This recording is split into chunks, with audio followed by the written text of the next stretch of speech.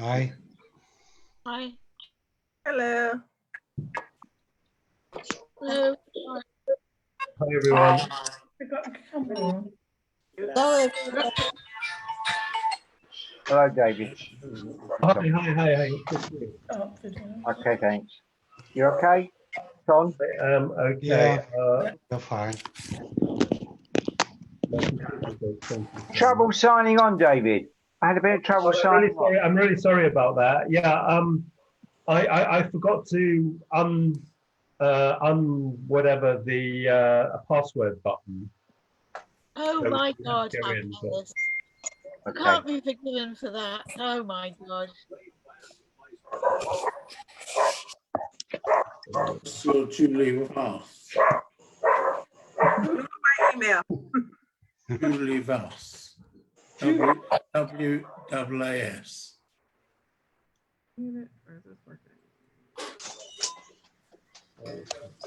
Everybody will in a few minutes.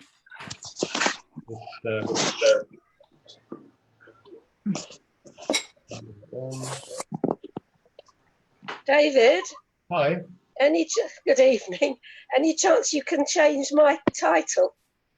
Only you can do that. I can't. You can't. Do it.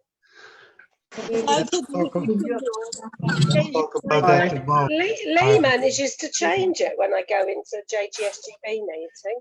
I can tell you how to change it. It's very easy. I have to change mine. Rename. Lee has a degree from one of the world's great universities. I don't.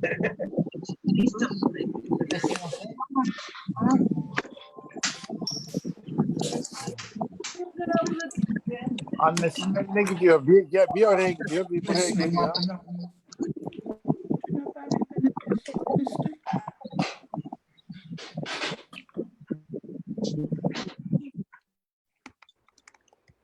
It's Maxwell Waas.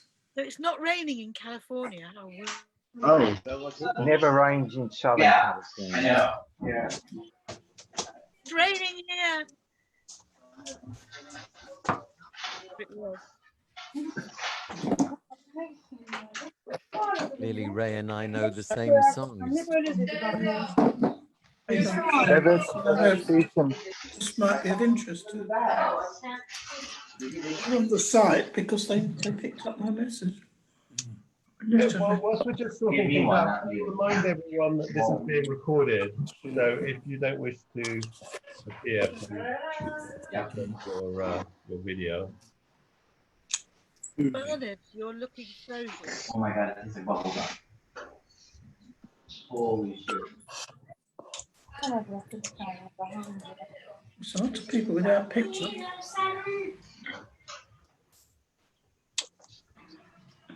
So sweet. It's really good. It's awesome. Yes. It's awesome. The correct word for it. The duck has one. Okay. So I'll get us some knives. Thanks.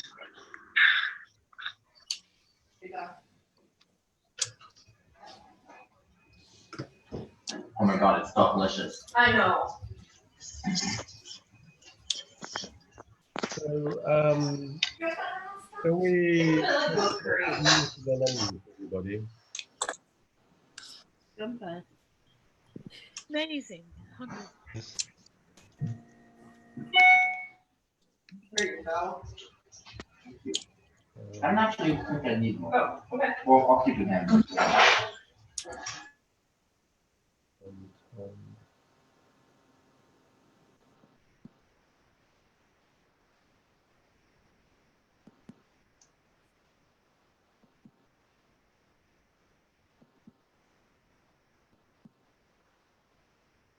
John, I am trying to unmute you, but I have no good.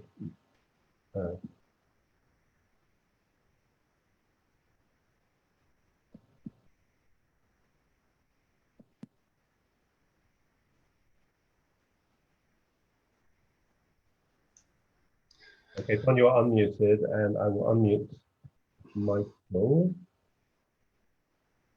I'm sorry, everybody. My computer is not being very cooperative today. Should I share my screen now? Yeah. Okay, and,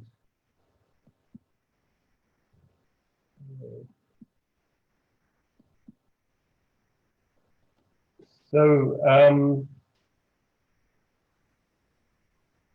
shall we make a start? And Yeah. welcome everybody to our, whatever we are. I think this is our 13th meeting. And today we are really happy to welcome our friend Michael Waas, who is, I think, known to about half the people here already, with Ton and myself, and with Jarrett Ross, who I think is somewhere here today.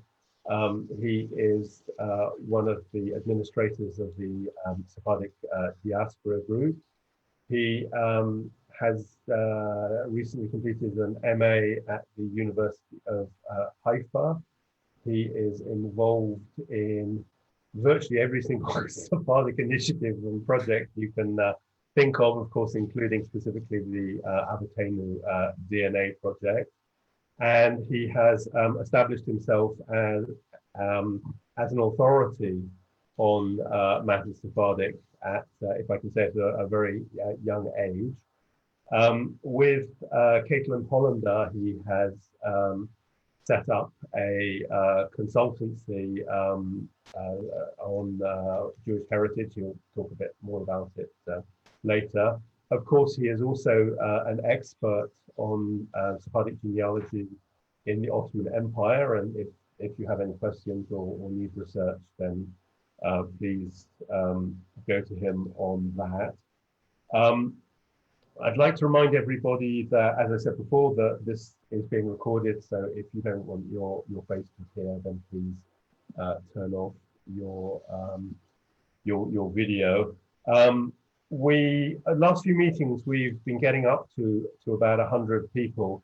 If anybody should fall out and not be able to get back in again, we are also broadcasting live on the Sephardic Genealogy page on Facebook. We have about 20 people currently joining us from there. Ton and I would like to thank our patrons very much. We're feeling a bit guilty that we're probably not yet doing enough for our patrons, but we will endeavor to do so. If you wish to support this project, and we'd be really grateful if you can, although your presence is of itself enough. At some stage there'll be slides that show where you can become a patron.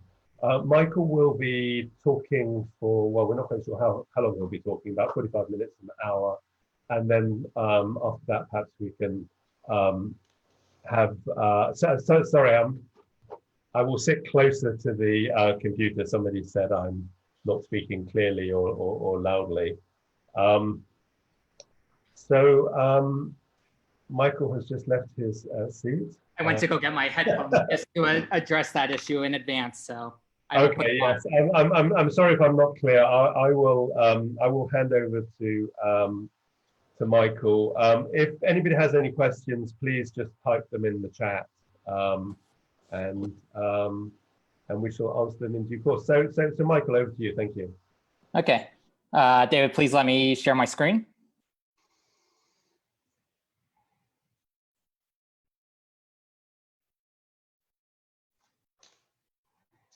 Yeah. Can we see it? Yes. Okay, great. I want to thank Ton and David for inviting me to do this presentation. This is a great opportunity. I've known Ton and David now, Ton even longer, probably since I was a teenager, I think was the first time we corresponded. So it's been a good 14, 15 years now. Yeah. And David, I met when we co-founded together the Sephardic Diaspora Group, I guess way back in 2014. Now it feels like a lifetime ago. And here is the Patreon link. If anybody wants to record it, we'll have it again at the end of the presentation. So The title of my presentation today is Muestro Yerusha, Our Heritage in Judeo-Spanish Ladino, Jewish Heritage and Identity in the Ottoman Empire. This was the subject of my master's thesis. One of my advisors, Dr. Ido Shachar, has joined as well, which I thank very much. He was a great advisor and guided me through this entire process. And most importantly, was hugely supportive, even though he himself was not coming from a Jewish studies perspective. But as a fellow anthropologist, we got on famously, as the term goes.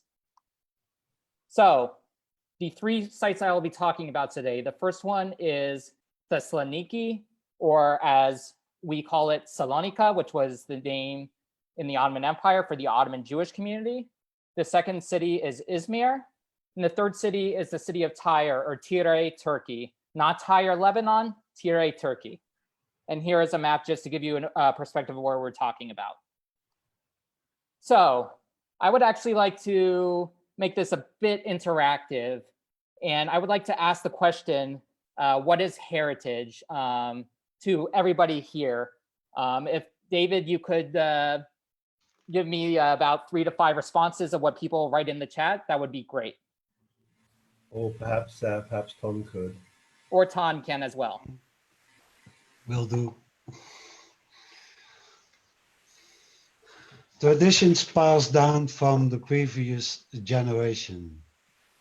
Okay. That's from Rachel. And which countries we come from? From Elise. Familiar background from Sandy Levy. Tangible and intangible history passed down through generations and countries by Leslie. Do we have any more, or shall I continue? Yeah, one more. Okay. Traditions, stories, rituals, and beliefs. Great, thank you for your answers. What if I told you that heritage was all of that and none of that? So I'm going to start off with some definitions for everybody to get us all situated. So the concept of heritage itself has its root in patrimony. Patrimony comes from the French word, which I'm going to pronounce horribly, patrimoine. I think that's how you pronounce it. I'm not a French speaker, so I'm going to move on from there. So there's a famous scholar, David Lowenthal, who is probably the founder of the field that this comes out of, which is called critical heritage. And he writes that heritage denotes everything we suppose has been handed down to us from the past.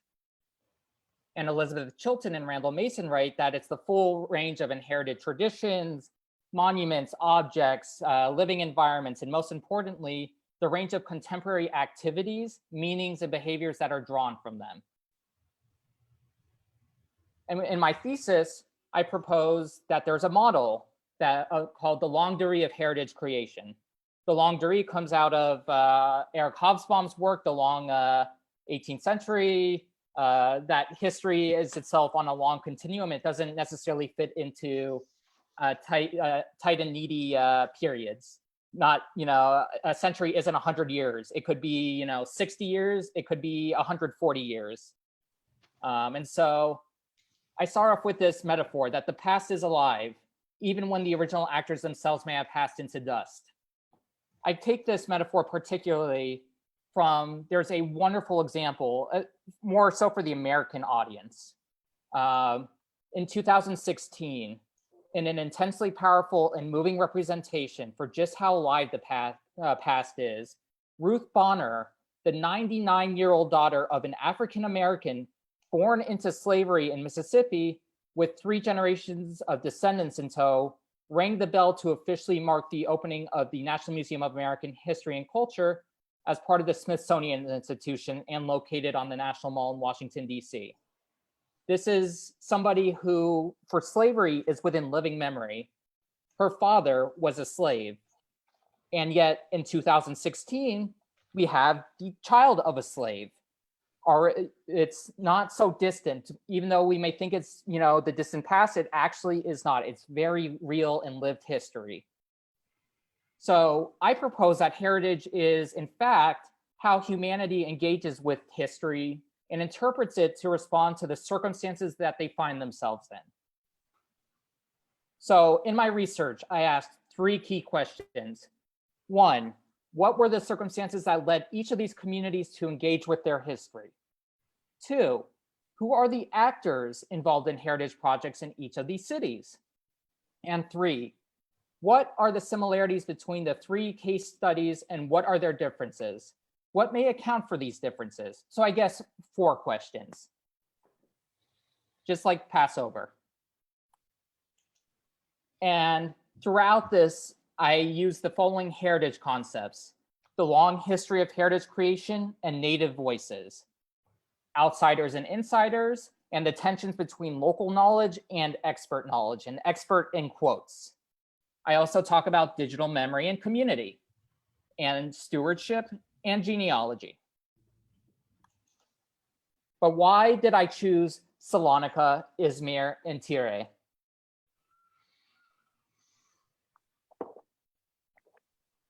I have my own Ottoman Jewish heritage.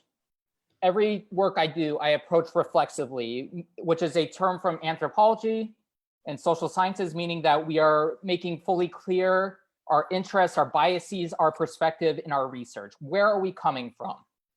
My maternal grandfather, Alfred Reeby, on the left, he is with his mother as a teenager, his mother, Rebecca Angel, born in then the modern state of Greece at the end of the 19th century. This is them in Brooklyn.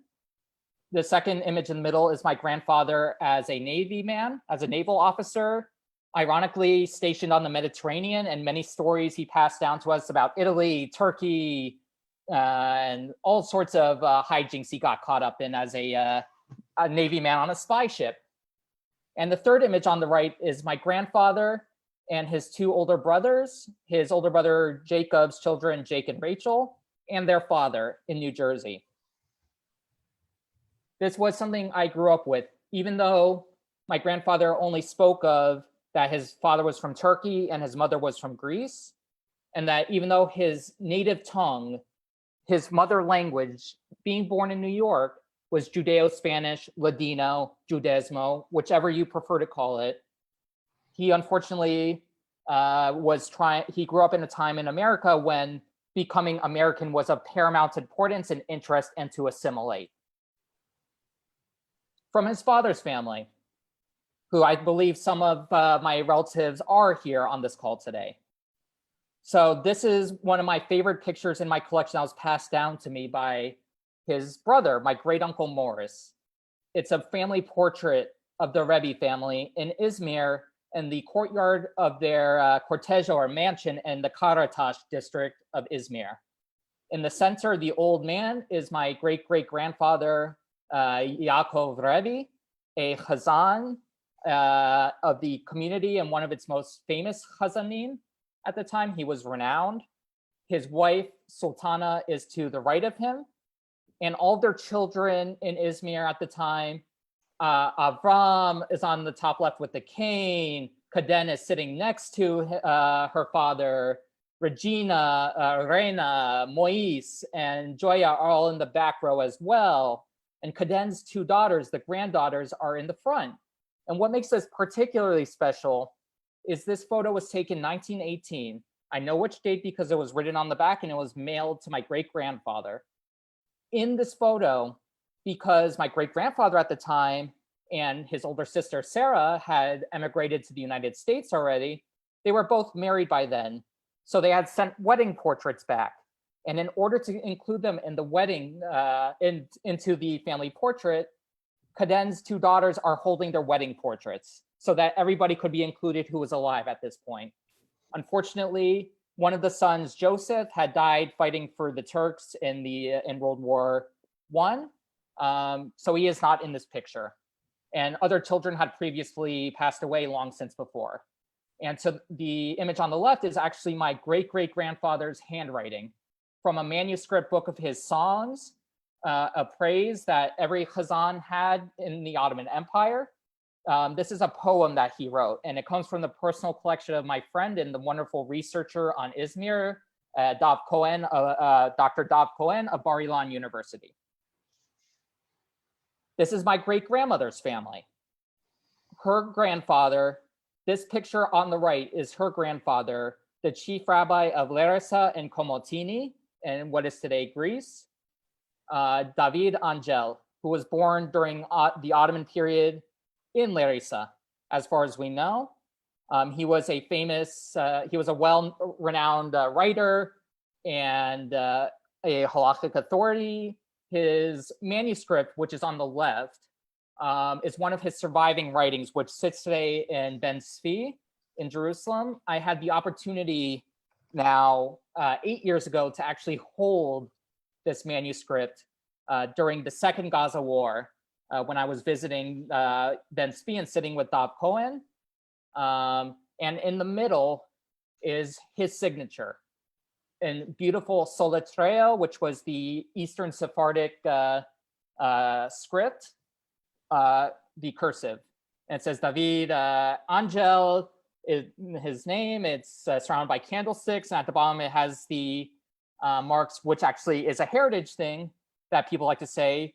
It's Samech Tet, which people have interpreted these days as Sephardi Tahor, pure Sephardi, which is total bollocks and nonsense. It means may his end be good, or may your end be good, which was a common way to say that that your name should be remembered and that you should do good deeds until the end of your days. So that just gives a little bit about my background and why I got interested in these three cities. I should say that my David Angel, his family traces back to the 16th century in Salonika to Baruch Angel, who I don't know if any of my Sabbatean friends are on the call today, but Baruch Angel, famously, his grandson was Yaakov Karito, who was one of the first leaders of the Sabbateans and actually is the titular head of the Yakubi sect of the Sabbateans, who almost don't exist these days. And his granddaughter, Yakub's sister, was the last wife of Shabbatai Savi. So, fun fact, I actually have a Messiah on my family tree. Great. So, the Ottoman Empire and its minorities. To give you some background context, so most of the history of the Ottoman Empire's relationship with its religious minorities, speaking of Christians and Jews, not Yazidis or any other so-called heretic minorities, but people of the book, is defined by the Millet approach. The Millet approach is where as long as the community is paid a jizya, the poll tax, essentially a poll tax, a communal tax to the Ottomans, and they didn't, do anything ostentatious in building or anything that would declare them superior to Muslims, they could have autonomy, virtually unchecked. They didn't have to serve in the military. And so that is what the Millet approach is. This changes a little bit over time, but I'll get into that a little bit. Post-French Revolution, the ideals of the French Revolution, which Eric Hobsbawm begins with his long 18th century, long 19th century, that its ideals actually impacted directly growing local national movements.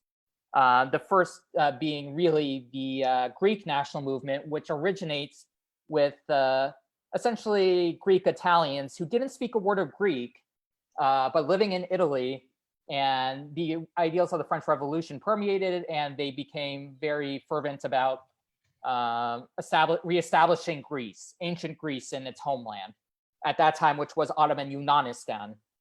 And it is, they were the first of these national movements to be successful to gain independence in 1821. So with the rise in this context, the Ottomans began responding to it with what is called the Tanzimat reforms, which occurred from 1839 to 1876. The name of it is not important, but what's important is during this period, there was a rise of concept of civil citizenship that no longer was the Millet system so much in force, even though it continued. And then that people could actually hold private property. It was no longer just property of the Sultan or his vassals. And there was a general liberalization of the empire, trying to make it a more modern institution that kept up with the changing times, the rise of modern nation state movements in Europe especially, but that was happening globally. But unfortunately, the response was the brutal Hamidian era from 1876 to 1908.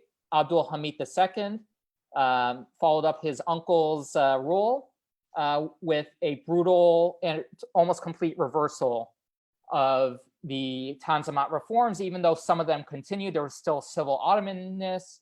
The millet system actually expands in response to the growing restive national movements in the Balkans particularly.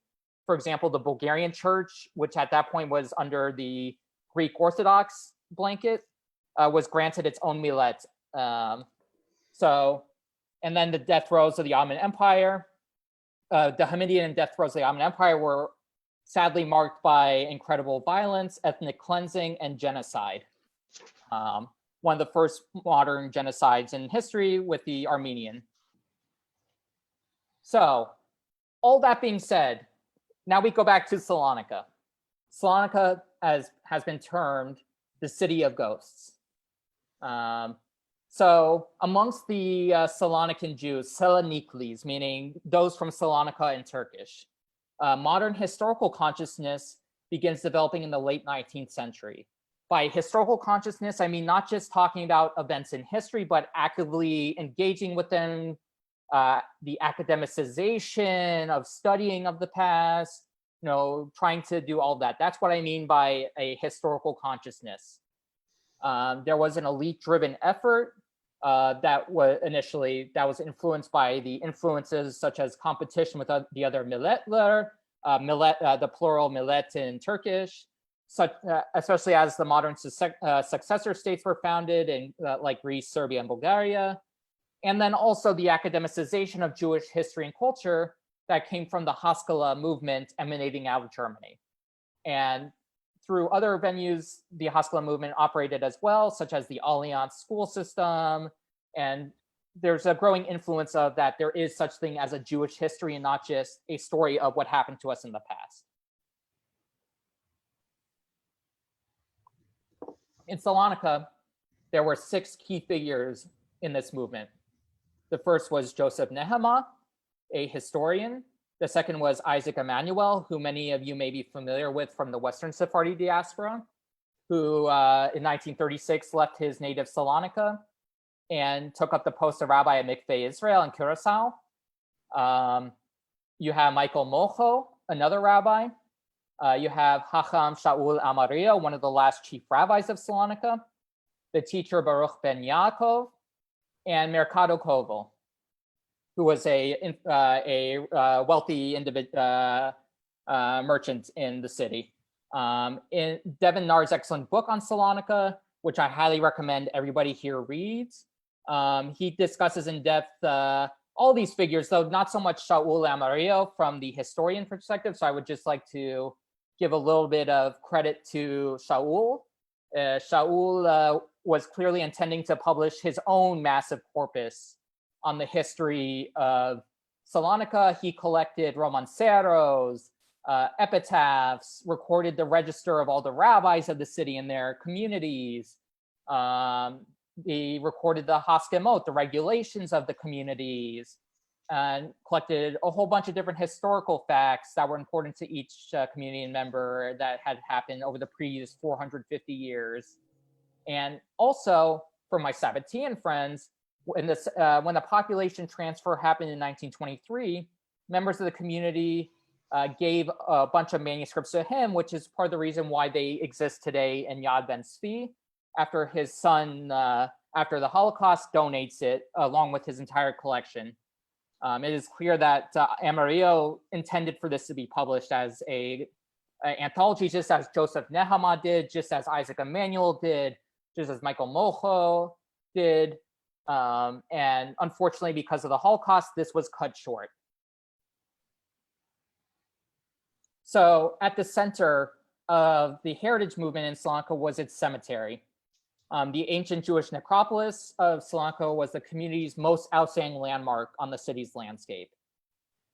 Even after all the fires and all of the plagues that had occurred in the city, the physical remains of the city of the Jewish past were in its impressive necropolis, which some reports say at the time of its destruction by the Nazis, but mainly by their Greek collaborators, was numbering close to 500,000, if not more, graves in this massive cemetery, a true archive of Jewish history, with graves that had been reported to have dated as far back as the Hellenistic and Roman period, Jewish graves within the cemetery. So this had been a long-standing site of burial.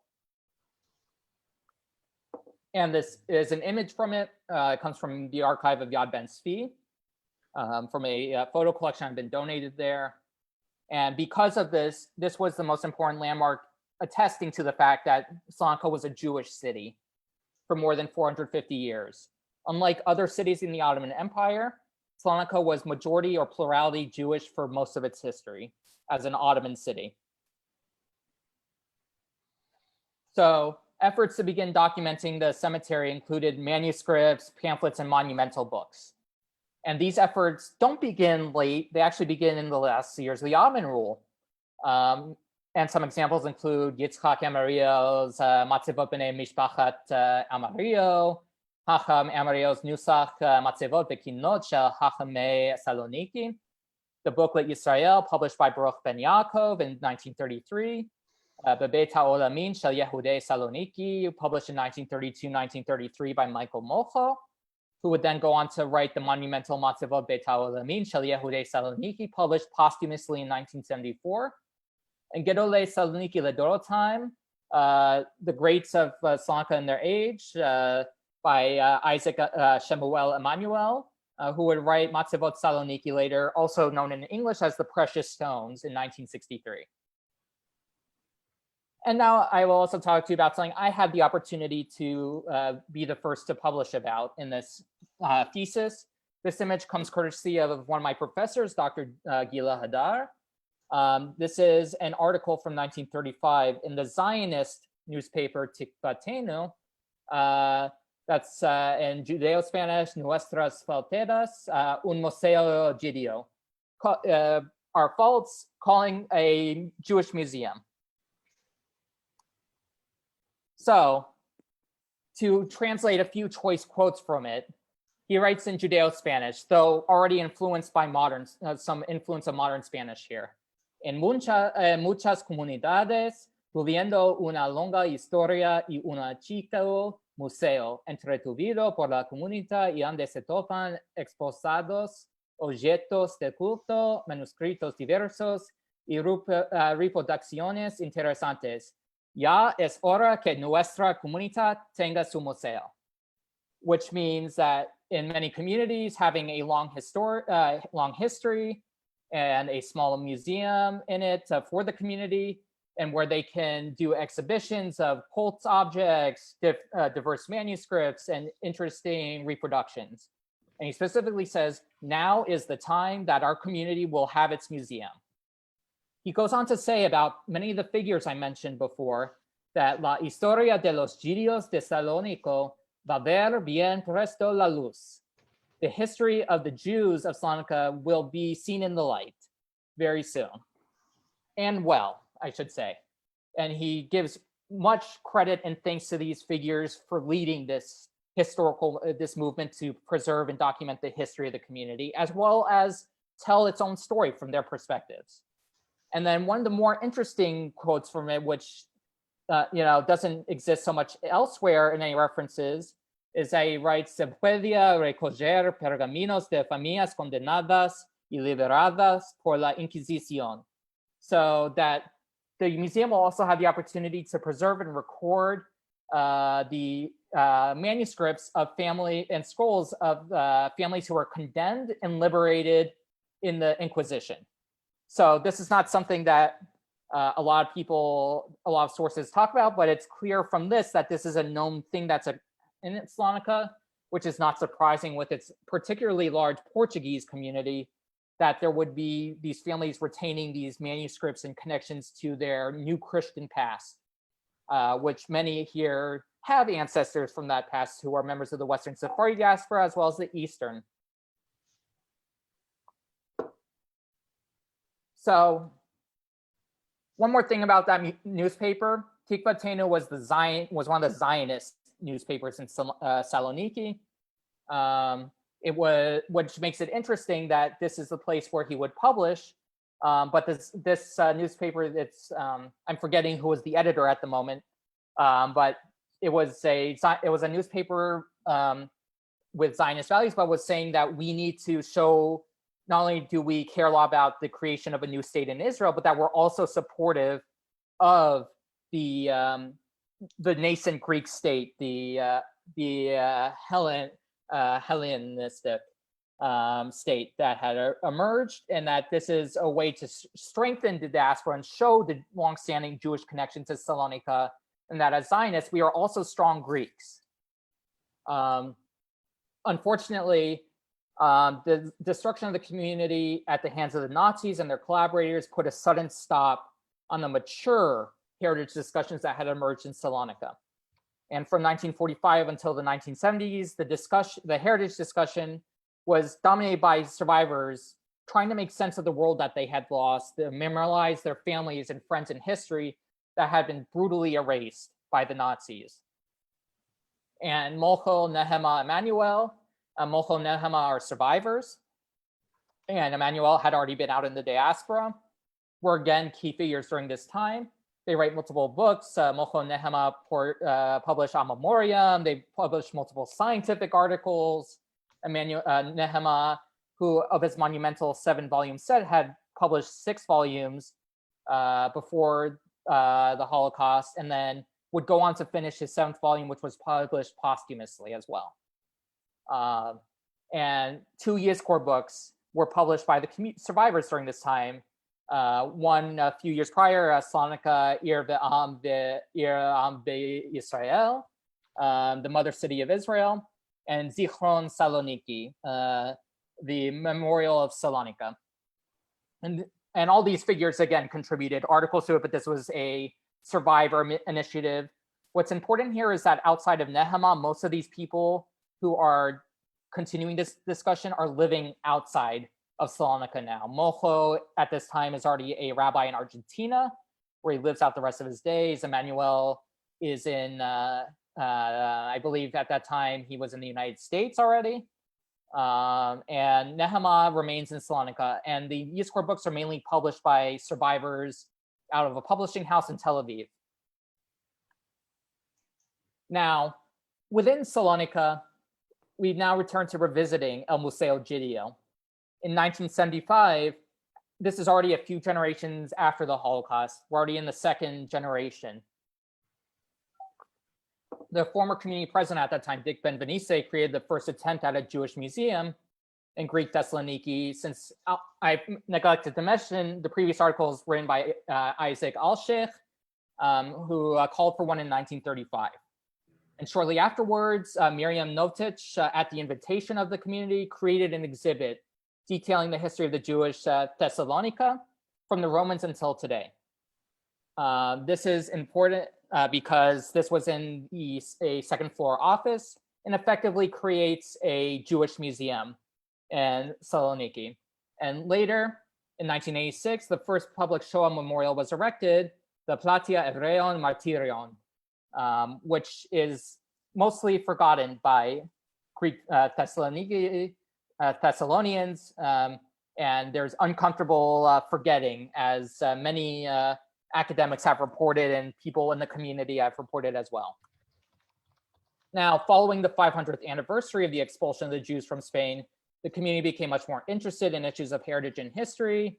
In 1994, the community established a plan to construct the modern Jewish museum, which exists today.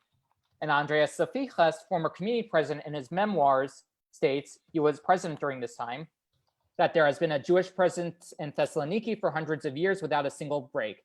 Yet there is hardly a street name left to commemorate that fact, even though hundreds of streets in the city had Jewish names up until the German occupation. The members of this community gave it its identity and shaped its heritage.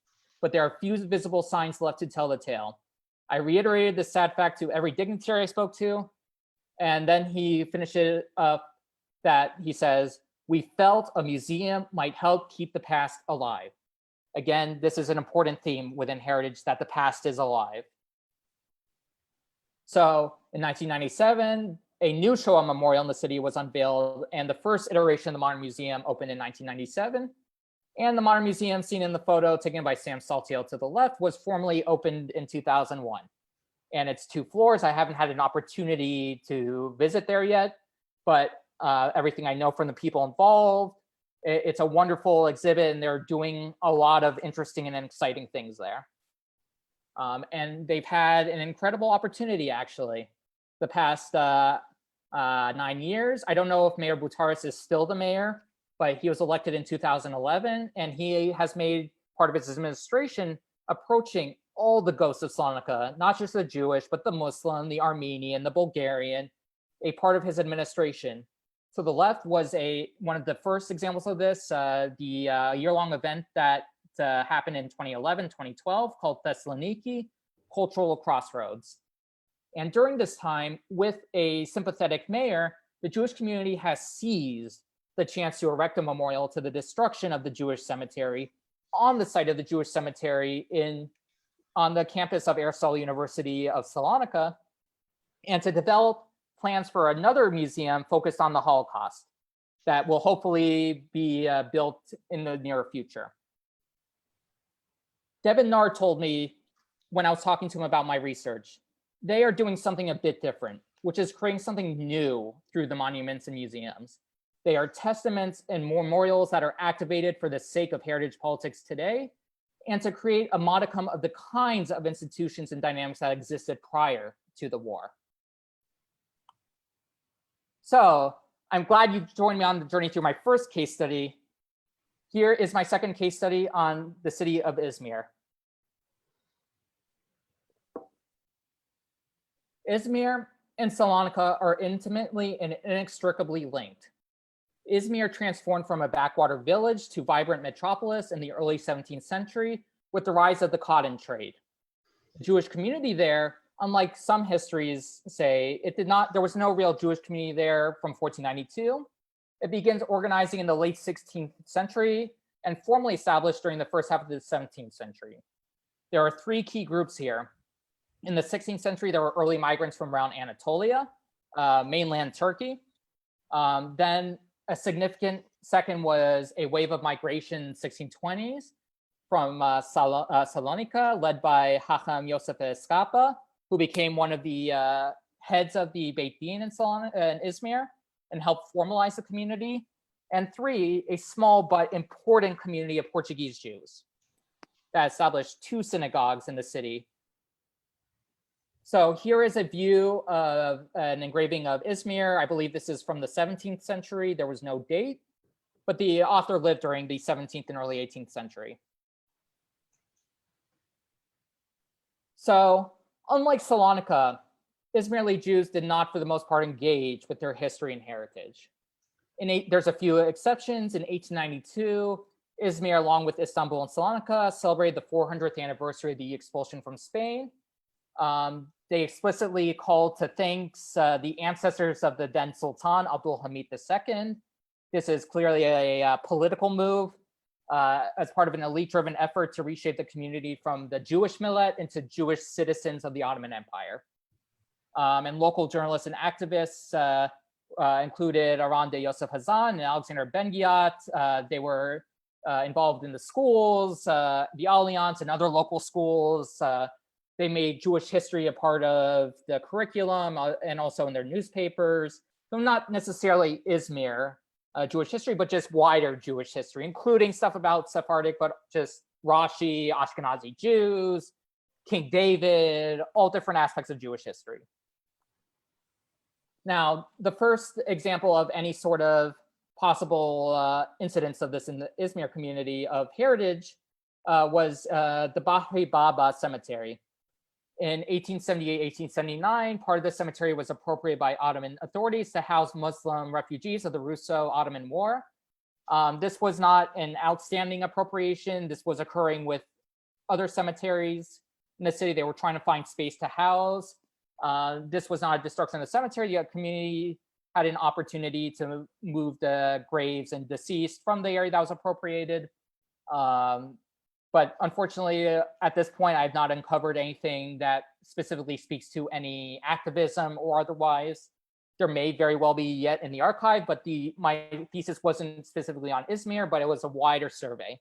So in 1914, this again happens, and the cemetery was further appropriated to construct a school. The community protested, but to no avail. But again, this was part of a wider urbanization effort, modern urban planning. This wasn't unique to the Jewish community. Now, unfortunately,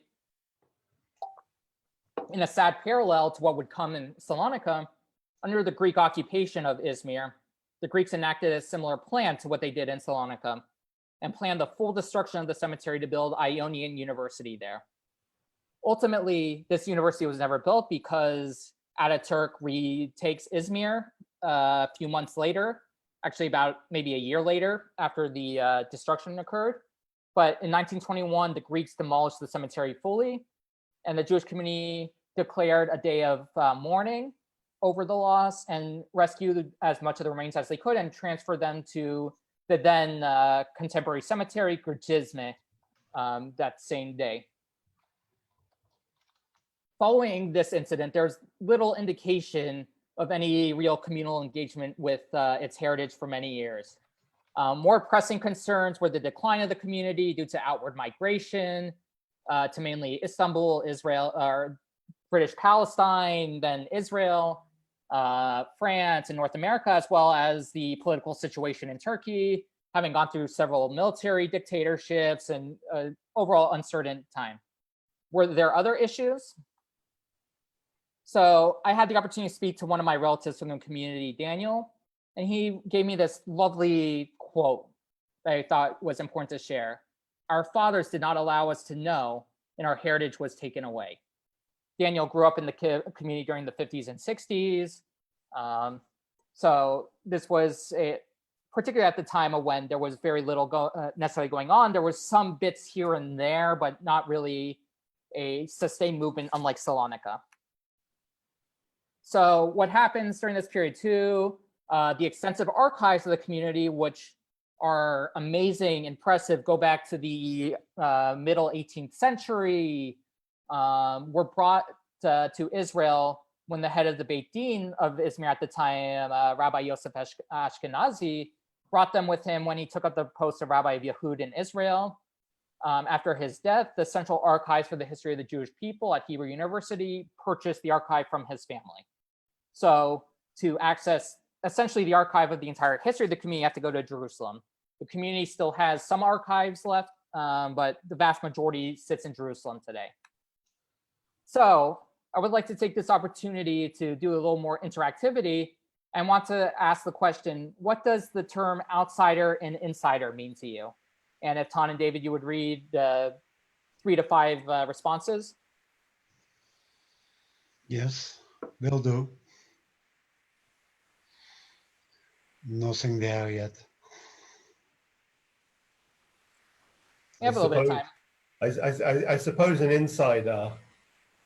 I don't know. They're quite difficult. I mean, from an S&P perspective, I suppose you would say an insider is sort of one of us, and an outsider is some sort of Tedesco or whoever who's joined our congregation over the years. For those who don't know the term Tedesco on the call, that means Ashkenazi in Portuguese, a German Jew. Yeah. There is one, accepted versus excluded. Okay. And well, if you belong to the dominant community, you are an insider, question mark. Mm-hmm. And that's it for the moment. Okay, well, I'll keep going. So if anybody has any ones that come up, just feel free to let me know. Yeah, So, here's one. Okay. Living outside the community, but being from a specific community. Okay. Yeah, I suppose being a stakeholder. Yeah. Yeah. Okay. So before I go and define it, so the first attempt to document Izmir's patrimony came with Dr. Mina Rosen's cemetery survey during the late 1980s and early 1990s, in which she surveyed in Izmir, Gürçeşme, as well as a couple of the small private cemeteries. And until a month ago, this data was unpublished, but it is now accessible to all. If you are interested, I can send you the link. It's a fantastic database. Many of the graves are pictured. Some of them don't exist anymore, but it opens up many interesting questions of Izmir's heritage with this wonderful document. Now, this is the most traditional outsider-insider dialectic, with academic expert knowledge situated against local communal needs. An outsider, as many have said, is somebody who is on the outside, but it's also somebody who comes in, not from the community, maybe has expert knowledge on the wider history. An insider is really just referring to the community itself here. Now, nothing else happened. The next attempt came in 2002 with the Journey into Jewish Heritage program of Zalman Shazar Center, the ICOMOS branch in Israel, and Bezalel Academy of Arts and Design, and it was supported by Avichai Foundation. 5 areas of study emerged: daily life, cortejos, the courtyard homes, the book collection, the synagogues, and the cemetery. Seen here on the left is one of the documentation cards that was conducted for the Portugal Synagogue that year. This is a fairly traditional documentation format. I actually know some of the people who are involved, like architect Ram Shoef, who I used to work together with on some projects at the Israel Antiquities Authority. So this is a pretty professional attempt and professional work that was done here, as well as training students. So here's some examples of documentation they did. To the left is one of the documentations, I believe that's of the Shalom Synagogue. Here you can see the photo survey they did and where they are according to the plan. And to the right is it's a plan, but it's a little more artistic. It's a picture of one of the cortejos that was surviving in the 90s. The sketch drawing was done from memory. And this is a picture, I believe, from the 70s, but of a cortejo in the Karatash neighborhood. And now, nothing else really happened with that project, unfortunately. They came, good intentions, they left. Nothing really came of the project, but they published everything, and it's an interesting document just to study. Now, the third and most lasting attempt began about 10 years ago with the Izmir Jewish Heritage Museum project. It was initiated by the Kiryati Foundation, and it has built a partnership between the outsiders and the local community. This is a screenshot of the Facebook page just from today. And just to note, this project has grown and evolved a lot, even in the time since I did my thesis research. It was a little bit more of a question of what exactly was going on at the time of my thesis research. I tried to speak to people from the project. Nisim Ben-Joya was who I reached out to, and we were never able to set a time. We were unsuccessful in meetings, so I wasn't able to include information or their perspective at their time. But I know subsequently since then that a lot of the experts that they were working with are people that I personally have worked with professionally. Most notably, Shai Farkash's wall painting and ceiling painting preservation documentation firm based here in Israel. So I know that these people are the top of the field, best of the best. There's no reason not to have them. And actually one of the people who went, a friend of mine that I worked with when I worked on a few projects with Shai, Ben Buchenbacher was there, and I know his wife's family is from Izmir. So it was nice to have that connection there, that I knew it was in good hands, and they did a really wonderful documentation and preservation work of the Eitz Chaim synagogue of Izmir, and I'm looking forward to seeing the final result soon. But it's also important to note that this project is situated in the ongoing heritage politics of Turkey. where under Erdogan, the country has sought to commodify heritage sites as well as support preservation projects on minority communities, such as the Edirne synagogue. You know, they're dead communities, so they're quiet, they're not talking back, in order to appeal to global multiculturalism ideology and tourism, and as well as appeal to his government's neo-Ottomanist local and foreign policy. Now, I'm sure many of you saw the recent rather upsetting news about Hagia Sophia, which Ataturk, after he's president of the Republic, turns into a museum, where it had been a museum for many years. There had been a small annex built, made available for Muslim prayer in the early 2000s. And here's a picture of Erdogan at prayer during this past, the transition back to the mosque that just occurred. And this is, again, giving you an idea of what's going on. Quote, "This is Hagia Sophia breaking away from its captivity chains. It was the greatest dream of our youth. It was the yearning of our people, and it has been accomplished." Photo and quote courtesy of Reuters. Now, the ongoing Izmir Jewish Heritage Museum project is ambitious, seeking to turn the complex of synagogues of the city into a living museum. They are engaging the local community as well as expert professionals in preservation to accomplish this task. Importantly, without the funding and initiative of the Kiryati Foundation, it is likely this project may never been able to get off the ground, especially due to the ongoing difficult political situation under Erdogan and continued outward migration from the community. And I include here, for more information, please be in contact with Uri Barner and Nissim Benjoya and follow the project on Facebook. Here is a link. And Uri sent me his email and phone number for anybody who would like to be in contact. I'm going to keep moving because I've already been talking a while, so I appreciate your patience and your interest, but if you want the information, be happy to send you afterwards. Now, the last of my case studies, DURÉE. DURÉE, unlike Izmir Salonika, was never a large community, nor does it have any descendants left today in the community, I should say. There are many descendants. Like Izmir Salonika, DURÉE is also deeply linked to Izmir. But Izmir and Salonika both have historic prestige within the Jewish community and outside of it, and that buoys any efforts of historic preservation heritage within the community. DURÉE does not. DURÉE is, if you weren't from the community or had any knowledge of its history, you would never really know it existed. It's a beautiful city, about 80 kilometers from Izmir. One of these days I would love to visit. It's known for its rivers and parks.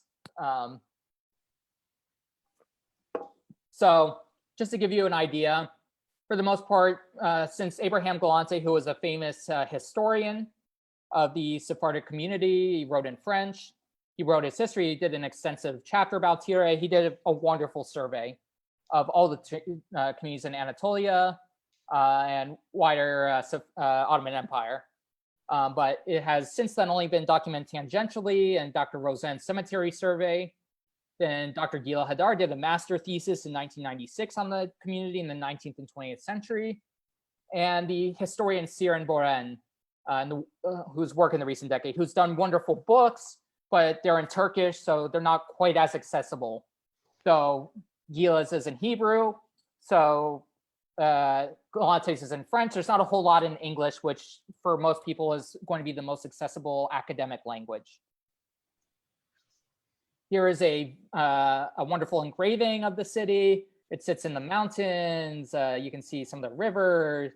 It's in the valley. This is from, it was published in 1720 by Paul Lucas, who was a traveler from Europe. So for my final interactive question, what does stewardship mean to you? What is it?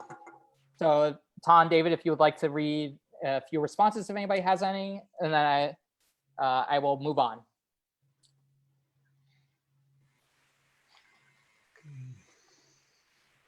I suppose it's about preserving the heritage for future generations.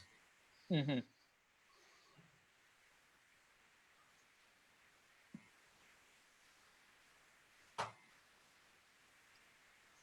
No comments yet.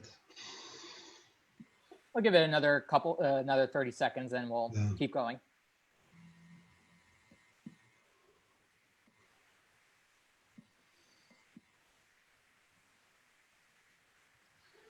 Here's one from Shana. Stewardship means taking care of and being careful not to abuse. That's a great one. Taking responsibility for the continuation or rediscovery of heritage. It comes from medical terms referring to antibiotics. Important. Recognizing difference. Guardianship. Okay. Thank you for the diverse answers. That's really interesting. So, stewardship of heritage. The question is, when the original community no longer exists in a place, what happens to their heritage? Stewardship is actually coming out of what has happened due to the effects of colonialism, imperialism, ethnic cleansing, and genocide, which have left the heritage of multiple communities to the whims of local interest and protection. For many of us here, that can be most understood with what has happened to Jewish cemeteries and synagogues in Europe following the genocide of our communities, as well as the destruction of Jewish communities in North Africa, the Middle East, where due to political issues or active expulsions, the communities left mainly to Israel, but also to France, England, and the United States. In some people's conception, stewards are actually selfish, taking someone else's community and declaring that it's theirs to protect. I do not share this position. I do think it's important to be cognizant that you aren't taking and saying that this is yours and that you have the responsibility, but rather that you are offering your skills, your time, your energy to help steer and protect the heritage. So a proper steward provides a bulwark against neglect or destruction of the community's heritage. And they also help the descendant community, wherever they exist now, to access their heritage and to be a voice for them. So the Jews of Tire project, Tire Yahudileri in Turkish. The Jews of Tire project began in 2013 under the aegis of the municipality under then Mayor Tayfur Çiçek. It was conducted in accordance with other projects in the community, documenting the ancient history as well as its more recent past. Initially, Çiçek asked his nephew Murat Sanus to lead the project after initially being brought in to help reorganize the economic structure of the municipality. Here's a picture of Murat. He graduated from Marmara University, Faculty of Economics and English. He went on to work for 12 years for one of Turkey's largest banks. I'm not even going to attempt to pronounce. I think it's Yapı Kredi. And then after he left his work, he joined a company started by two childhood friends as a third partner. He sold his shares, was able to retire. And so his uncle asked him to come in, do this. He completed it. And then with his uncle, he decided to move to working with the city's cultural office. I must note here that he's doing all this work pro bono and for free. He did not make any money off this. So in 2015, he founded the group Jews of Tire Turkey on Facebook. And he writes, the purpose of this group is to help people to find their ancestors who lived in Tire, Izmir, Turkey, Izmir being the district. We have thousands of documents about the Jewish community in Tire, such as marriage, funeral, school, and cemetery records, as well as pictures of the families and individuals. We would be glad to help you in any ways. You are encouraged to share your photos, documents, and stories of the Tire Jewish community. Today, this group has 499 members, including myself and Sanus. Most of the members of the group are from Israel and Turkey, with the remainder found across the world in such places as the United States, Spain, Costa Rica. The group is not only a place for the descendants to renew connections, but also a place of crowdsourcing information about documents, objects, and photos. So crowdsourcing is a powerful and effective tool for encouraging participation and discussion. This is a digital community, as I mentioned earlier, as being one of the heritage concepts. So in the two examples to the left, Sanus crowdsourced information from the group in order to better do the work for the project. The top is a gravestone that they found in municipal works. He was asking for help translating it. And the bottom is a photo, I believe from the 1960s, if I remember correctly, where he was asking for help trying to identify the people so he could add it to the archive database. So crowdsourcing in this way deconstructs the expert to layperson hierarchy and instead treats everyone as equal stakeholders and holders of knowledge. So Neil Silberman and Margaret Purser write, I won't read the whole quote, but what's important here is the potential of these digital communities to restore a sense of collective memory is enormous. Groups like the Jews of Tire, Turkey on Facebook. And now Sanus also created a freely accessible prosopographical database and book that anyone can access. It includes more than 5,000 unique individuals and 166 surnames. The only limiting factor has been that these are people who have been documented in the city archives or the cemetery. There are plenty of people more who are from Tire from this time period, but they were to date not found yet in the archives. So it remains more of an academic question of how do you consider an outgrowth of using documents from elsewhere to improve. But right now, that's what the database is. And a positive outgrowth, not ironically, but has been a bit surprising too, has been the continual interest of others with family from the region and not necessarily Tire, and if such a project could be undertaken for their own heritage city, and if the group has any information for them. So it's in effect become more than just a place for descendants of Tire, but for the wider Turkish Sephardic community. Here's an image of the website. It's easy to run through, easy to access. The information is great. The sources are listed. It's one of the first times, I think, any time that a municipality has opened its archives in Turkey to allow this kind of documentation. Sanus told me what heritage meant to him. Simply everything. You can't shape your future if you are unaware of your past. Tire was a cosmopolitan city. Lydians, Romans, Byzantine people, Persian, Greeks, Rooms, which is Romans again, but specifically the Rum community was the Greek Orthodox, wider Jews, Armenians, Bulgarians, and tens of different Turkish tribes lived here. We owe our unique cultural heritage to those communities. And for me, each of those nations is an ancestor of me. Now we talk about genealogy a little bit. Alondra Nelson writes, genealogy is as much about the needs and desires of the living as they are portals to the past. The ability to and I write, the ability to discover one's family's history is not only seen as a fun and meaningful way to connect to history, but also as a way to stake claim to heritage. And as Stephen Weitzman writes, a quest for roots in a rootless age. Welke and Timothy point out that critics of family history reason that an individual's self-identity cannot be a matter of blood quantum of imaginative ties to a remote ancestral village that has dramatically evolved since one forebears emigrated, or of locating progenitors in 18th century parish registers. And Julie Rack says, genealogy asks not just about what happened, but why we think the way we do. Sanus told me about how genealogy, what he's seen in the group. I think that you are personally a witness to that. Many cousins found each other in that group. I have helped a few hundred people to discover their ancestors. Many people learned the name of their great-grandfather and saw their pictures from my work. It is priceless to see their astonishment and gratefulness for my efforts.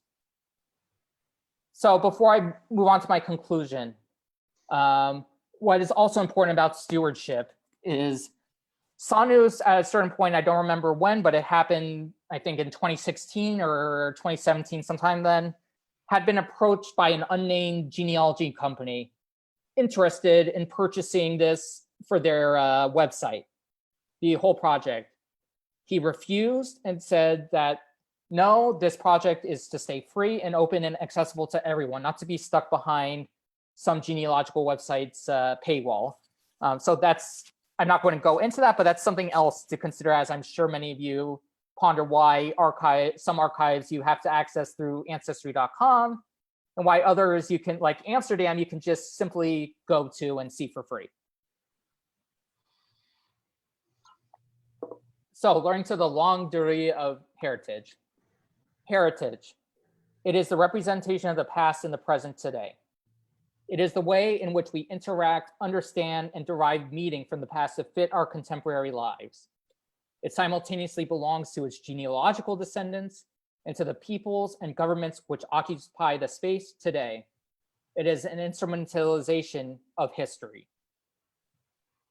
The manifesto of the Association of Critical Heritage Studies states, the old way of looking at heritage, the authorized heritage discord, privileges old, brand, prestigious, expert-approved sites, buildings, and artifacts that sustain Western narratives of nation, class, and science. Now, what's going on here doesn't fit that so much because this is usually coming from the community itself or stewards who are well aware of their position, or even within some of the discomfort in setting up the Jews of Izmir project between outsider insider.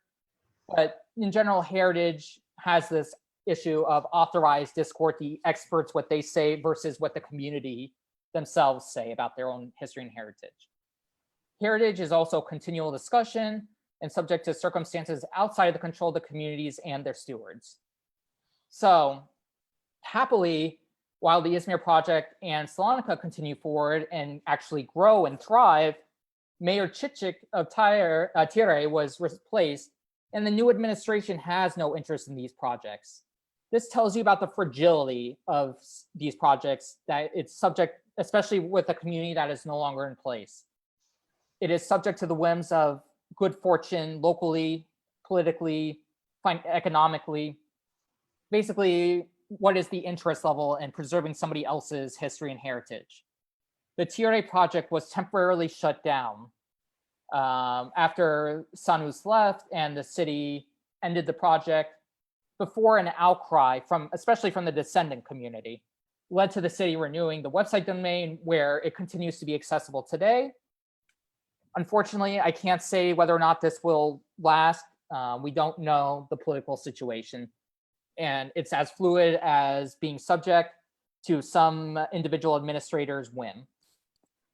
But the Facebook group continues, and the community that was created cannot be stated just how important it was for this idea of heritage and history. So if you would like to get in contact with me or my partner, Caitlin, please email us at michael@hollanderwaas.com or caitlin@hollanderwaas.com and about our business.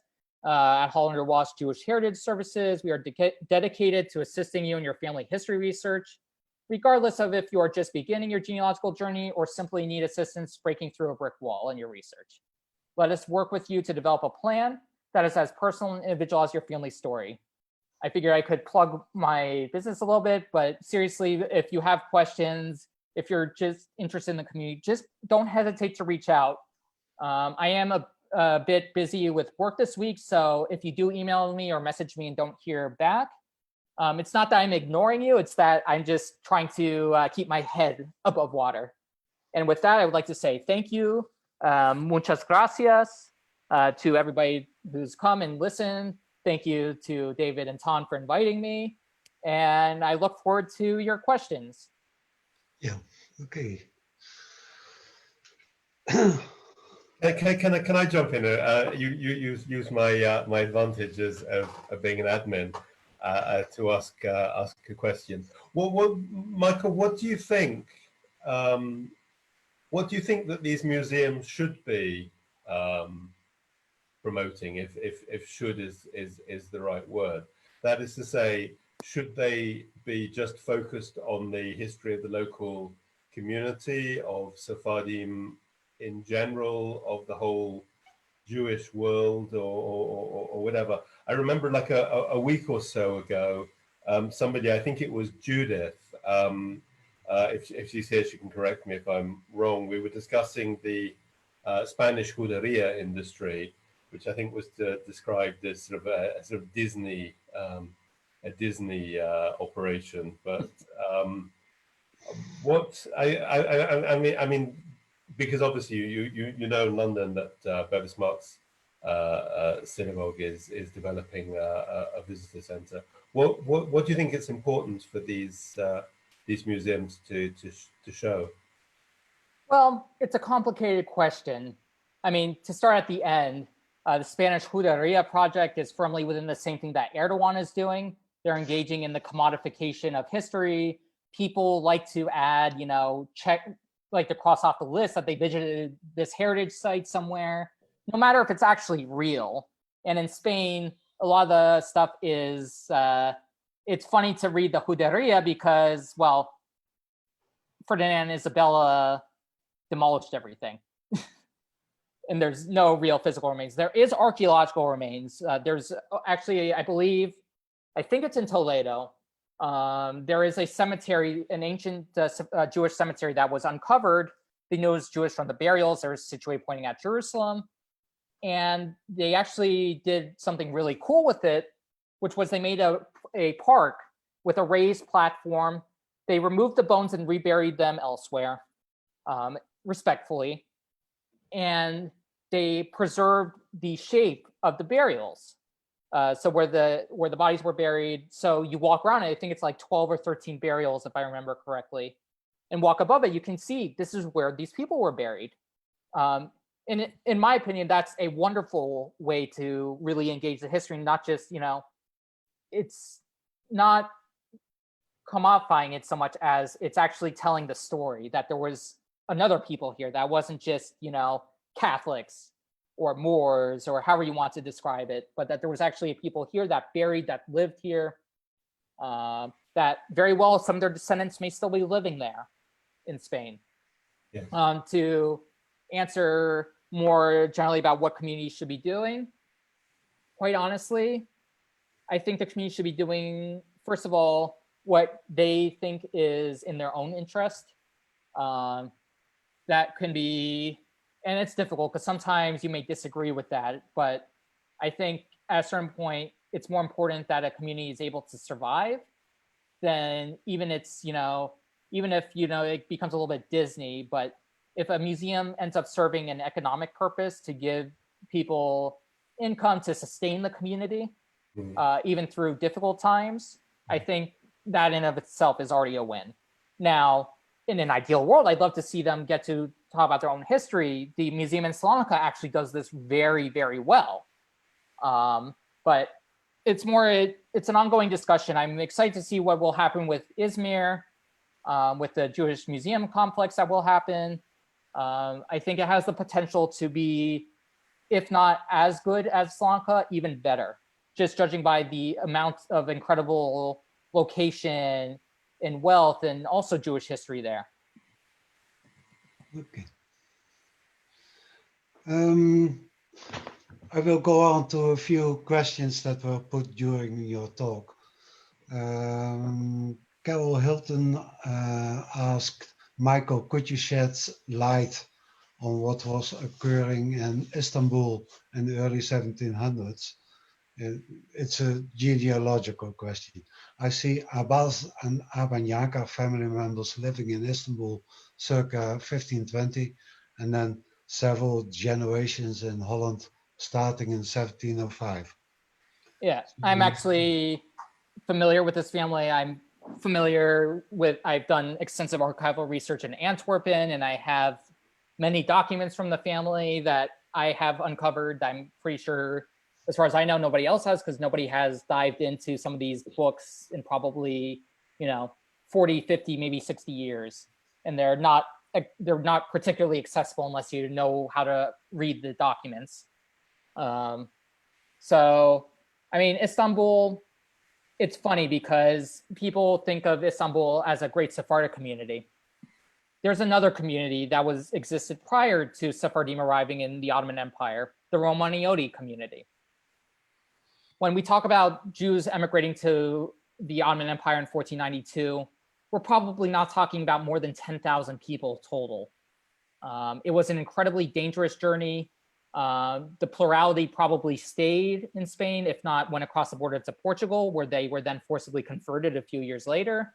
Many went across to North Africa, to Morocco, because that was close by. But many also suffered incredible injustice, captivity, kidnapping by pirates, actual pirates, not Jewish pirates, which doesn't exist, sorry to say. Perhaps we will have a discussion on that at some point. Yeah, it was incredibly arduous. Istanbul. So what happens in Istanbul in 1453, after Sultan Bayezid II conquers Istanbul and effectively establishes that the Ottomans are now the prime power and the Byzantines are now relegated to little statelets that are soon eaten by the Ottoman Empire. What he does to repopulate the city is he brings the entire Jewish population of the Byzantine Empire and resettles them in Istanbul, as well as many Greeks, Armenians, other Christians, basically to bring new life to the city. So for several generations, Romaniotes are basically just confined to Istanbul. They start trickling out back to especially Greece, Arta, Ioannina, Corfu, Larissa, Trikala, all these the Peloponnese, Crete, they start trickling back more likely in the 16th century. But essentially when the Sephardic refugees arrive, they're in a Romanio community. And Istanbul is actually really a Sephardized Romanio community ethnically, or in terms of minhag ethnically, genealogically. It's only by the early 18th century that the Romaniotes are effectively Sephardized and it becomes a Sephardi community. Though there are minhag differences that exist, the Sephardic community of Istanbul takes a more strict approach, particularly as according to Pirkei Avot. And they take the Romaniot approach, and that led to several disagreements with Salonika that has been recorded, and other communities that were that had been empty. So it became the Sephardic way, though the Sephardic way was multiple different communal minhags that sort of became one as time went on. So that is, that's a long answer to say there's a lot going on in Istanbul. What was going on with the Ibn Kar family, I don't know. They're probably there. There's other members of Portuguese families living there. Unfortunately, it's a black hole during that time period. If you find Ottoman documents at that time for the family, they're just going to have name and father's name in Ottoman Turkish. So unless you get very lucky and are able to identify it, it's probably not even worth your time. Okay. But can I just jump in and say that we're hoping that in the not too distant future, Michael will return and talk very specifically about Ottoman Jewish genealogical sources. And if in the meanwhile anyone needs any research done on that area, to get in touch. I'm sorry, Ton, the best question ever was asked, and I just need to find it. From Elise. Where can I find information about my great-grandfather, who was a chauffeur for the harem of one of the sultans in Istanbul? That's a good question. I honestly, without knowing the name and what community they came from, I can't really speak to that. I mean, there might be, if it's great-grandfather, we're probably talking about late 19th century. At that time, there might actually be some documentation of the family name in the Ottoman archive. I know I've encountered some documents from that time with family names, but without knowing further information, I'm sorry, I can't give a good answer to that. I love the idea of the harem chauffeur. I think that's wonderful. Can I, sorry, Ton, I will jump in with one more question. We have a question on Facebook, and there's a lag. So it's from Ian. It's sort of a mixed question comment. What's everyone's advice about building infrastructure where the descendant community is very small or has been mostly destroyed, and which the government has shown no concerned initiative at preservation? That's really hard. Yes. Unfortunately, if that's the case, if the government isn't at least ignoring it and letting the community do what they want to do, that's the type of thing that usually the government is going to have to they're going to have to find some champion there. to get some sort of local funding. In other cases, you know, I've seen some very successful ongoing projects, you know, in the Ashkenazi world, like Marla Osborne's work with the Jewish cemeteries of post-Holocaust communities in Ukraine, Poland, Romania, all over the place, and really engaging the local community to not only make it a part of their own communal heritage and take stewardship over it, but actively engaging the governments. They've been able to get work done to uncover, I just saw the other day in Lviv, a lot of the Jewish cemetery, it was known, it was destroyed, and many of the gravestones were used as pavers to build one of the prisons. And the city dug and uncovered these tombstones, which are in incredibly good condition and just a wonderful archaeological gift to be able to return them to knowledge. Even if we don't know where the original place was, people can at least admire and remember the names of their ancestors, of the people who lived there, in many cases. So there were a few questions about archives, mainly about Izmir. Are there vital records of the Izmir community? And is it true that the Izmir civil records burned in 1922 or 1923? Okay. The first question, yes. There are marriage registers of the community. I have my great-great-grandparents' marriage from 1872, how much their dowry was, which was almost 26,000 Ottoman lira, which was a pretty hefty bride price. There are those, the cemetery, which you can now access, though it's a bit hard to use the database. You can see stones from as early as the 17th century that have survived all the way until the 20th century. There are some birth registers, some synagogue registers. The community in Izmir today has some of the burial registers still, as well as birth registers, and some other documents as well. So yes, they do exist. In Izmir, my own family were able to go back to the beginning of the 18th century. In Izmir, we know that our family were Livornese citizens. My great-great-grandparents are registered with Italian citizenship from the consulate records at the end of the 19th century.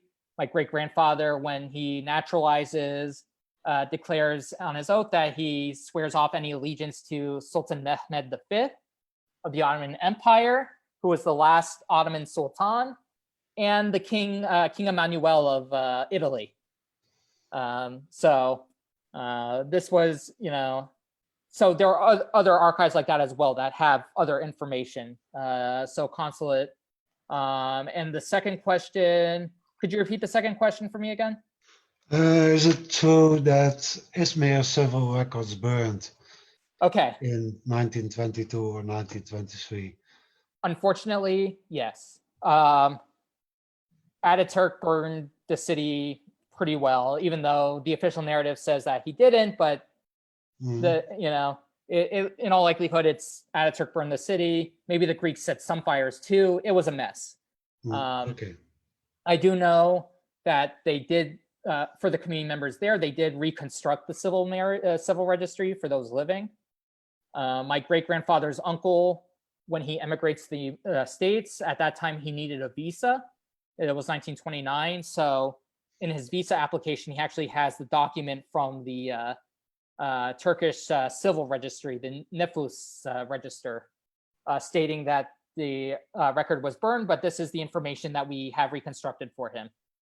So there may be some stuff that has survived, but it would take a really good archivist to go in and actually uncover it. One more question and this one is from Judith Cohen, or it's more a remark. There's really no insider-outsider dichotomy. It's a continuum, and not always on one line either. It's insider-outsider is simplification. Yeah. Yes, no, and I completely agree. And I talk about that actually in my thesis, that it's not really a dialectic, but unfortunately, I didn't want to go overly academic for the audience. But yes, I completely agree. It's not a black and white, it's a continuum. I know, for example, for you, Judith, you yourself technically constitute an outsider, but you're just as much of an insider as any of us with your knowledge and all the work you've done within the Sephardic and Portuguese communities. So yes, no, it's totally a fair comment. It's one I completely agree with. And it was just a question of, I had to decide, make some cuts in order to keep it just over an hour rather than make it a 2-hour lecture. Exactly an hour. One more question. Is it true that Jewish-Muslim coexistence was historically generally pretty good in the Ottoman Empire and in non-Ottoman North Africa? Generally, yes. I'm not going to say it was great, but one of the struggles I have with people who generally take with them an experience of European anti-Semitism, which does arrive into North Africa, the Middle East, especially in the early 20th century. That comes about also with nation states, but it wasn't, an idyllic paradise. It wasn't ghettos in Europe, even though even the ghetto model is a little bit overstated for Europe, actually way overstated, and it's not all black and white there either. But generally, yes. In fact, there's, in the Ottoman Empire, especially, you have Jews rising to all positions of power. Famously in Akko, for some of you who might be familiar, there's a famous Farhi banking family of Damascus, Aleppo, Istanbul, and one of their sons, Chaim Farhi, becomes the vizier, economic vizier of Ahmad al-Jazar Pasha, the Pasha of Akko in the late 18th century, who defeated Napoleon. I've done a lot of research there in my professional life. Happy to give a talk about that as well to anybody who's interested. I can tell this story recited off the back of my head, and I have plenty of interesting pictures. But Chaim Farhi remained a serious power broker in Akko, which was at that time one of the most powerful, almost a pseudo city-state in the Ottoman Empire. The successor, Ahmad al-Jazar Pasha, Suleiman Pasha, continued to use him. And when Suleiman Pasha died, Chaim Farhi's adopted son, Abdallah Pasha, actually became the ruler. But Abdallah Pasha was still a boy. And Chaim Farhi was actually effectively the Pasha of Akko until some of the Muslim advisors of Abdallah whispered in his ear that Chaim the Jew is the Pasha actually, and stealing your power. So as all grateful stepsons, adopted sons do to their adoptive fathers, while Chaim was sleeping in his quarters, which you can still see from the street today, his apartment, he was strangled and his body tossed over the city walls into the Mediterranean, and his wife fled back to Damascus. So yes, but no, Jews, they're also paralleled in Istanbul with the banking families, the Gabay. I'm forgetting the names of the family, but just a few years later, the Janissaries in 1830s, the Janissaries hanged them publicly, and it was actually a great, tragic, traumatic event. But generally, overall, Jewish life under the Ottomans was, it wasn't great, but it also, there was a lot of opportunity and agency, is what I'd like to say. That it wasn't, it was probably far closer to the Jewish experience that you see, especially in Netherlands and Italy. No, even Italy, like Venice, it's again overstated the ghetto issue. But you see that more generally, that there's a lot more fluidity, a lot more openness, a lot more of interaction between communities than some of the black and white historians like to say, or more the polemic issues that rise up. But importantly, again, we do not look at this like it was, paradise. We look at it in its context and give it the proper examination and respect it deserves. So, yes. Thank you. Thank you, Michael, for a great talk. I think we have to wind up now because we have been going on for quite some time. I would like to announce next week's talk. We will have Noam Sienna, who is an artist, an educator, and recently earned a PhD. And the subject will be Hebrew book printing in the 18th century. He found an original manuscript, which was later printed in Amsterdam. And using that manuscript as an example, he will talk about how does a Hebrew book get into being. He talks about printers, he talks about writers, he talks about the public that reads the book, and he talks about the persons that subsidize the book so that it can be printed. I think it will be a great talk again. So tune in next week. if I may just add about Noam, he is a friend and he is one of the most impressive young scholars that I know as well. You're in for an absolute treat. His book that he published on looking at incidents of essentially queer sexuality throughout Jewish history is one of the most impressive and actually I think one of the most important works to have been published in the recent years. He just published it, I believe, a year ago, but it's absolutely impressive. And I know how meaningful the work has been to friends of mine from in the Jewish community who identify LGBTQ. So it's an absolutely wonderful opportunity, and he's a great lecturer and speaker. Thank you, Michael.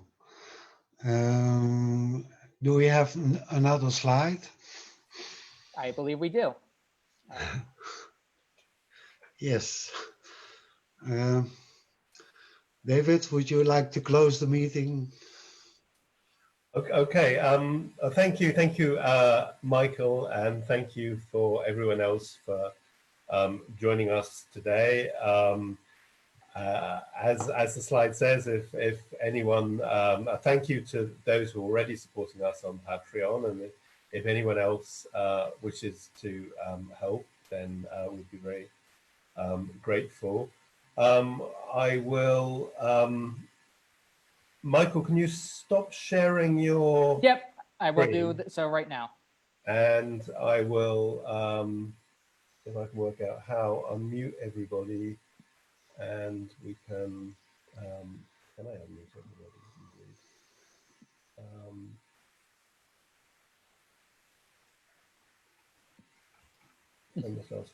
The great quest to unmute. I cannot. Participants, and then it's just been a very long day. Participants, indeed. Unmute all. Thank you, Tom. Okay. So thank you everybody for joining us. It's a real hopefully Michael will be back soon to lecture us on the genealogical archives of the Ottoman Empire, which is something that I want to hear about a lot. So I will turn off the we'll see everybody next week. Thank you. see you next week. Bye-bye. Bye. Thank you all. Thank you. Thank you. Thank you. Thank you. Bye-bye.